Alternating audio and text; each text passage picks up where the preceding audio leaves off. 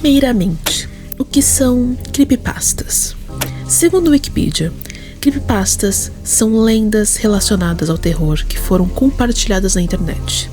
Desde então, creepypasta se torna um termo genérico para qualquer conteúdo de terror postado na internet. E eu sei que ele não é um site super confiável e qualquer um pode alterar. Mas se eu for explicar, seria exatamente o que foi dito.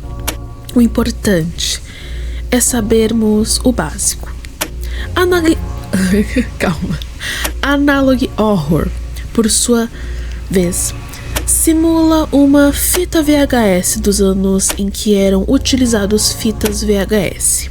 E aí, contam sobre criaturas, acontecimentos macabros. A imaginação vai longe, mas sempre mantendo o foco de tudo ser registrado em fitas VHS. Enquanto que Digital Horror simula como se passasse nos primórdios da internet, mas também recentes, desde que seja relacionado à internet em si. Seja um jogo em flash, um canal amaldiçoado, a internet é o limite, sabemos que ela não tem exatamente limites. Capítulo 1. Vinho só é bom depois de envelhecido, e as creepypastas só se tornaram melhores com o passar do tempo. Para começar, olá, como estamos? Excelente! Eu tô na internet desde a época passada, o que significa que vi e vivi de tudo. E como sou imensamente apaixonada por horror e terror, lógico que quando conheci as creepypastas, eu passei a apreciar tais obras, tanto as bem escritas, quanto as que eram mais rasas que um prato de sobremesa. Isso me deu experiência e me abriu portas para o que hoje eu consumo: Analog Horror, Digital Horror e contos autorais de escritores BRs. Sabia que aos 11 anos eu escrevi um conto de terror? A mão se perdeu com o tempo, claro, mas recebi elogios de colegas na época que sentiram medo genuíno. Pretendo praticar para trazer uma obra que assuste tanto quanto, mas não crie expectativas. Por agora, vamos focar nas obras alheias, pode ser? Antes, curta, comenta, compartilha, se inscreva e ative o sininho. Agora, me acompanhe até a sala.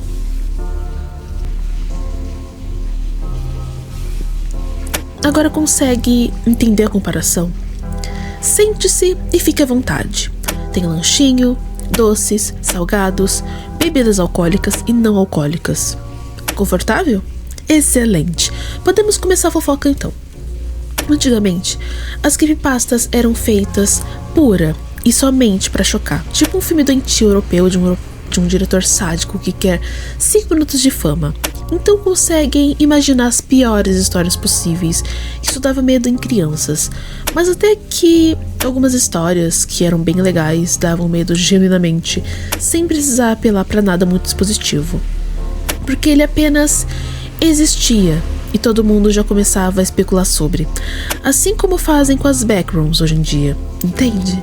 Um exemplo disso foi o Slenderman, que se tornou tão grande que teve quem acreditou ser real. Eu mesmo fiquei uns 2 meses com medo real daquilo ser real, por mais redundante que essa frase seja. Mas logo pensei que não fazia sentido e tive certeza que era ficção, até saber do caso real de garotas que acreditavam que era real e cometeram um crime. Bizarro pra mim. Uma das creepypastas que eu amava era 1%, e outra era Jane the Killer, além da Casa Sem Fim. 1% era sobre um doutor perfeccionista e meticuloso. Era fascinante e hipnotizante ler aquilo e ao mesmo tempo macabro e nojento.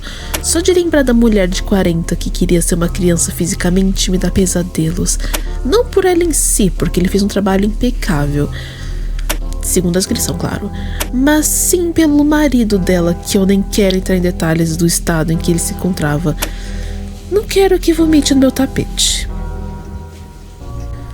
Jane the Killer era uma vítima do Jeff, e por isso gostei dela, porque ela não se conformou com o que aconteceu, e seu único objetivo era buscar vingança, tendo que usar uma máscara que nem o Deadpool para esconder o estado em que estava seu rosto. Enquanto que a Casa Sem Fim foi o pai das backrooms para mim, uma casa simples que tinham vários cômodos beirando o infinito e quebrando todas as leis da física existentes, completamente macabra. terror psicológico puro. E achei tão macabro quanto quando fizeram a série sobre na Amazon Prime. E teve uma que eu acreditei real oficial quando eu li, que era o Canal Zero do Kendall Cove. Até descobri que era só uma ficção bem escrita. A série também impecável, que me causou medo e agonia pra caralho. Tendo isso em mente, podemos falar do David Eric e Dossiê do Felipe. Bom, eu li as creepypastas no Creepypasta Brasil e no Medo B, se tô bem de memória. Mas logo, elas foram parando de ser atualizadas, tanto que conheci o Chuck Palahniuk no site Medo B. Me apaixonei pelo livro e a continuação. Meu erro foi ter lido com a idade da protagonista, 13 anos, porque tiveram cenas que eu imaginei uma coisa, que eu não entendi o que estava acontecendo exatamente, e nem o que estavam querendo dizer no livro. E aí, quando comprei a mídia física e eu reli, eu entendi e fiquei horrorizada. Mas isso eu vou contar em um vídeo só sobre ele, tá? E sobre o segundo livro também.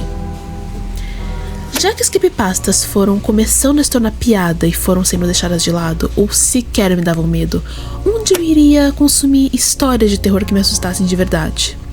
Aí conheci Amboplay, David Eric e Dossiê do Felipe, além dos Skyhawks. Considero eles os kings do terror, que mantém as creepypastas vivas, mas agora não em forma de texto, e sim em vídeo. Perdi a conta de quantas histórias deles me deixou com medo genuíno, mesmo nos dias atuais. Uma história que me aterrorizou muito e que acreditei ser real por ter registros em vídeo. Gente, eu nem sabia que existiam moldes e hacks. Só fui ter noção dessas coisas anos depois. Então, pra mim, o Majora's Mask do cara era assombrado e me dava medo apenas de ler, quem dirá assistir. Até hoje me dá uns arrepios esse negócio, mesmo que eu saiba que não é real. E essa era a magia das creepypastas. Você lê um negócio e ficar nessa paranoia de será? E ficar com medo só de pensar na possibilidade. Só que hoje em dia, mesmo que você saiba que não é real, ainda sente um medinho pela forma que eles contam. Alguns têm trilha sonora que dão ainda mais tensão, e outros não. Mas contam tão bem que você sequer presta atenção nisso. Me peguei por vezes arrepiada e com medo de brotar algo enquanto assistia David Eric na TV. Ou ficar acariciando meu gato quando era vivo, o Pança. Porque tava com medo da história do Dossiê do Felipe, que agora fez um canal só pra histórias de terror, o Fábrica de Pesadelos. Inclusive, o Felipe e o David Eric escreveram livros. Não cheguei a comprar, mas não duvido que sejam bons só pela forma em que contam as histórias no YouTube. Então recomendo darem uma olhada. E se não tiver condições de comprar os livros, não pirateia, cara. Piratear obra nacional é uma baita sacanagem. Ainda mais livros. Porque aqui a arte já não é valorizada. Aí tu resolve piratear?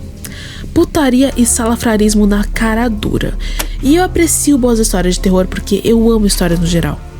Sejam escritas, sejam contadas oralmente, não importa. Eu realmente amo, desde que me entendo por gente. Não à toa que vivi escrevendo e contando histórias oralmente quando criança. E depois escrevendo na adolescência.